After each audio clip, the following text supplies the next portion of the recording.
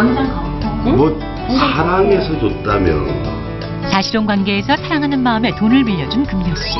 하지만 그런 금요 씨를 두고 외도한 동거남은 적반하장으로 이혼을 요구하는데 금요 씨의 돈은 받을 수 있을까요? 야, 이건 진짜 그 말 그대로 사랑에 속고 돈에 울고. 예. 아, 이런 경우에는요, 제 생각엔 외도에 대한 문제도 있을 것 같고, 아, 저걸 돈을 받았다가 다른 걸 썼다는 건 그것도 사기도 성립될 것 같아요. 네, 예. 그리고 마음의 상처는 어떡할 거예요? 그러니까요. 예, 뭐 사례를 보니까 명백히 사기에 해당이 됩니다. 그 남녀가 서로 돈 거래를 할 때는 차용증 같은 걸 잘 안 쓰기 때문에 나중에 헤어지고 나면 반드시 내놓으라고 하는데 항상 문제가 됩니다. 근데 이 사례의 경우에는 보면은 남녀가 그 동거한 기간이 한 1년 정도로 그렇게 길지가 않은데 8천만 원이라면 굉장히 큰 돈이죠. 그렇죠. 근데 중요한 것은 남자가 사업을 한다고 가져갔는데 또 다른 여자가 살림살이인 데 썼기 때문에 이런 경우라면 뭐 당연히 사기죄의 처벌을 받습니다. 네, 그렇군요. 그러면 형사 고소를 하는 게 필요하겠네요. 네, 그렇습니다. 뭐 이런 경우에는 돈을 돌려받기 위해서 대부분의 경우 100% 형사 고소를 하시고 또 그 내용으로 볼 때는 분명히 고소인이 여자분의 말을 믿어서 사기죄로 처벌될 가능성이 많습니다. 네. 네. 그러면은 이 사기가 보통 보면 이게 사기에 해당되는지 안 되는지 이런 게 좀 애매할 때가 있잖아요. 돈 빌려가 놓고 사기를 치고 있는 건지 아니면 정말로 돈이 없어서 못 주는 건지 이거 구분할 수 있는 방법이 있다면서요? 이거 굉장히 중요할 것 같은데 아, 이건 사기다 하고 이렇게 딱 법적으로 바로 갈 수 있는 그런 거 어떤 겁니까? 네, 그 실제로 그 형사 고소가 되었을 때 사기인지 아니면 단순히 민사 사안이라고 보통 얘기를 하는데 채무 불이행에 불과한지 이 수사기관이나 이 그 법률가들도 이게 헷갈리는 경우가 많은데요. 네. 기본적인 그 세 가지 기준입니다. 즉 첫째로는 돈을 빌려갈 때 갚을 의도가 있었는가 하는 점이고요. 두 번째는 돈을 빌려갈 때 갚을 능력과 계획이 있었는가 하는 점입니다.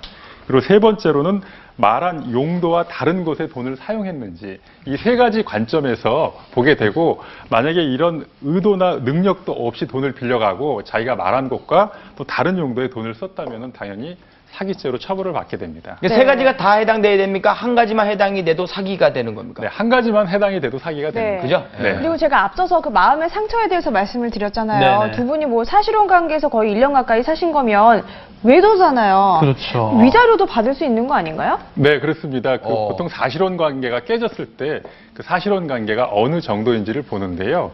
우리가 법률상 부부와 같은 그런 부부관계의 어떤 실체를 가지고 있는 사실혼 관계라면은 법률상 보호를 해서 만약에 한 배우자가 그 외도나 부정행위를 한 경우에는 당연히 사실혼 관계 파기로 인한 위자료 책임을 집니다. 네. 이 사안의 경우는 두 분이 동거한 기간이 1년 정도라 조금 짧은 면이 있는데요. 두 분의 실제 생활이 어떠했는지를 좀 더 구체적으로 살펴보고 판단을 해야 될 것 같습니다. 네. 자, 이번에는요, 어제 저희가 이제 방송 마지막 부분에 예고를 금전사기를 해드렸더니, 문의를 편지를 통해서 주신 분이 한 분 있어서 사파를 통해서 이 문제도 한번 풀어보도록 하겠습니다. 네. 신기 있다는 지인이 집이 묘자리라서 나쁜 일이 생긴다고 월세 이사를 권유한 다음에 네. 전세금을 빼서 주면 불려주겠다. 이렇게 해서 1억 3천만 원을 건네셨다고 합니다. 그런데 2년이 넘게 돈을 돌려주지 않고 발뺌을 하고 연락도 되지 않는다. 사연인데. 야, 이거 환장하려고. 야, 정말 화나겠다. 네, 아니 집도 결국에는 뭐 네. 거의 뺏긴 거나 마찬가지고. 와. 이거 사기죠? 어우, 네, 이 경우에는 명백히 사기에 해당이 됩니다. 우리가 그 무슨 구술해야 되든가 또 뭐 운이 나빠서 뭐 구술해야 이게 운이 핀다든가 혹은 뭐 병이 고쳐진다든가 등등 이런 명목으로 혹은 사이비 종교에서 어떤 그런 헌금 명목으로 돈을 받는 경우가 있는데 이런 경우 우리 대법원은 명백히 사기죄에 해당한다고 하고 있습니다. 네. 그러면 이제 빨리 그 수사를 의뢰하고 이제 처리를 하셔야겠습니다. 네, 자 금전사기 이런 사람을 노린다 이제 마지막 유형인데요. 재테크 열심히 하시는 분들도 조심하셔야겠네요. 아하. 재테크 쪽을 노린다. 부동산 사기입니다. 중마고의 소개로 부동산 투자 정보를 입수하게 된 60대 진영모 씨 부부. 부동산 투자 전문가와 함께 직접 땅을 보며 설명을 듣게 되는데 이 땅은 1년 6개월 후 정부 정책 발표만 되면 노후 자금으로 걱정 없다는 그야말로 노다지 땅. 최소 30배 이상의 고수익을 장담한다는 전문가의 말에 혹한 부부. 모아뒀던 노후 자금 1억 원을 투자하는데요. 그로부터 1년 6개월 후 여보, 우리 그 전원주택 그 땅 산지